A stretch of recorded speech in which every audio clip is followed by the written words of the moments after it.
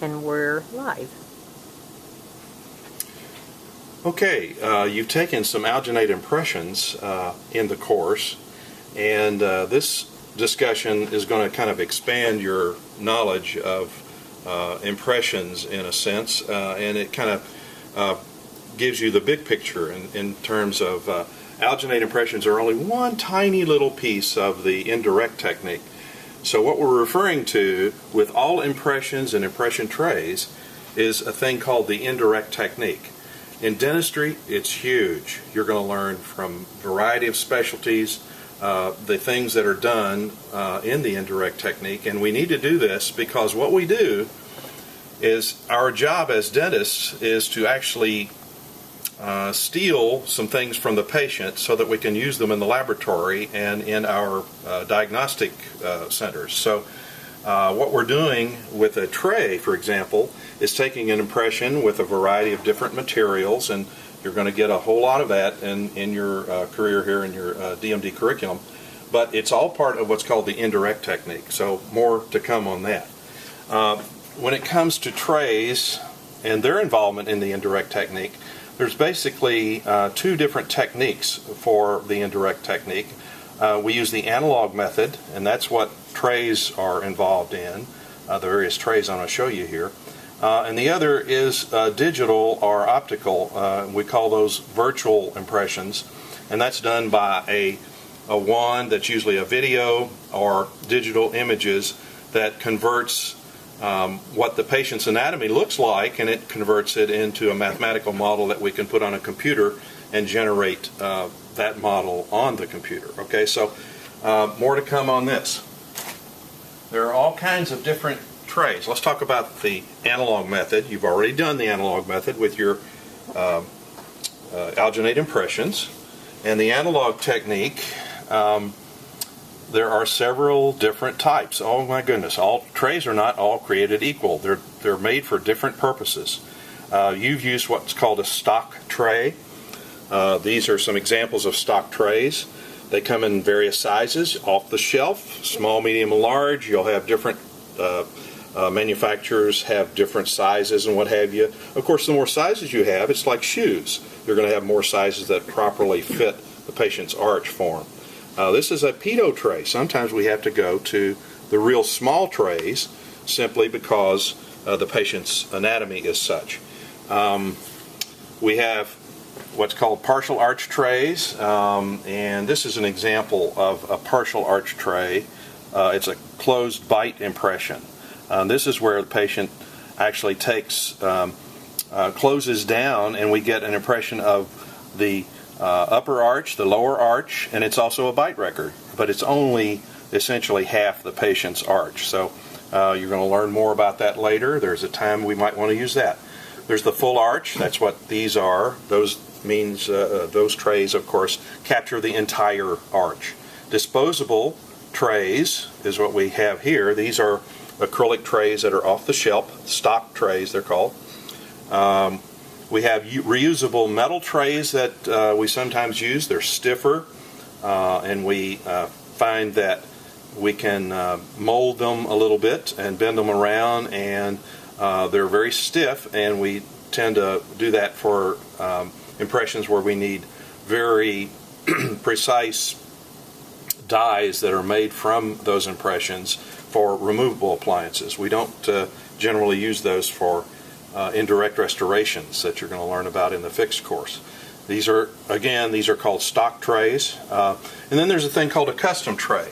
A custom tray is made out of acrylic. We use, in this case, triad material. It's a light cured material, and it's acrylic. This is a tray that we took an impression for a fixed partial denture. And they're made very specifically to have a certain amount of relief. And this is elastomeric impression material. It's a rubbery kind of material that we use instead of irreversible or alginate type of impression material. This is extremely precise, and we have to make these trays so they're kind of easy to get in and out of the mouth because we take these on natural teeth. So we make them kind of short on the side. This is a custom tray that's made where we're trying to pick up soft tissue. So we're going to be making a removable partial denture from this one. So it's a lot longer and it gets a lot more of the anatomy of the patient. So this is for RPDs. Again, totally different designs. You're going to learn totally different designs depending on what you're going to use the impression for. And I just turned off the monitor, sorry. Okay.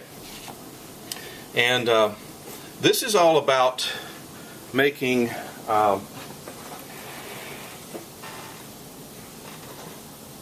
this, by the way, is a picture of the wand that I was referring to that for the digital method. But the reason for the trays is that we are going to be taking, as I said, we're stealing temporarily a part of the patient's morphology, that is the shape of their anatomy, and we're going to make these indirect analog models that can be used in a laboratory. Sometimes we're making appliances, removable appliances, sometimes we're making crowns, sometimes we're making bridges, and there's levels of sophistication.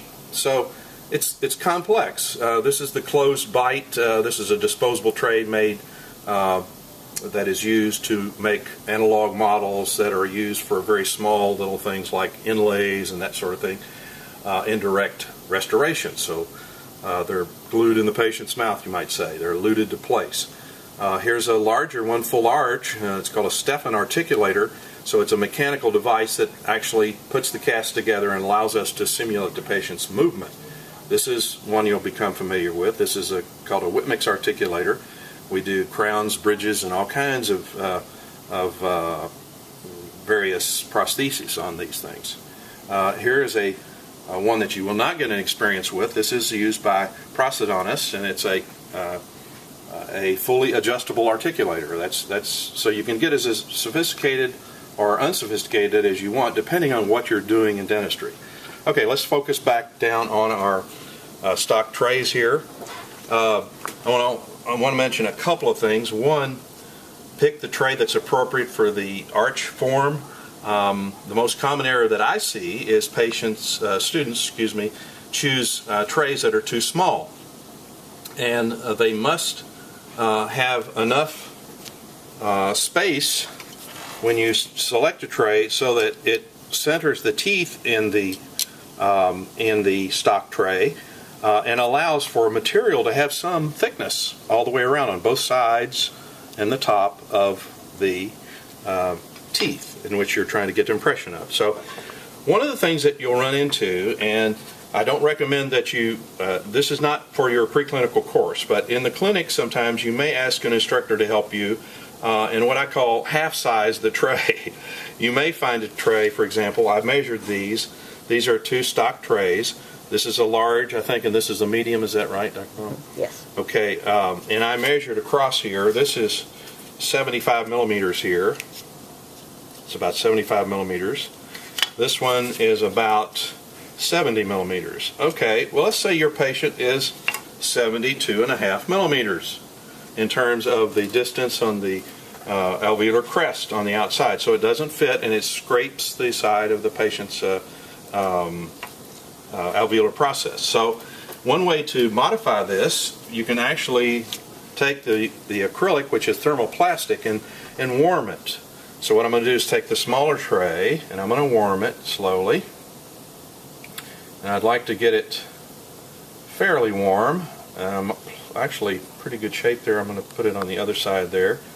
And I'm going to be real careful because I'm going to put my fingers in water, and I'm going to take and I'm going to distort out the acrylic just a little bit. You can smell that it's warming the plastic up, but I'm actually able to modify the width of this, and I'm going to try to aim for about 73 millimeters.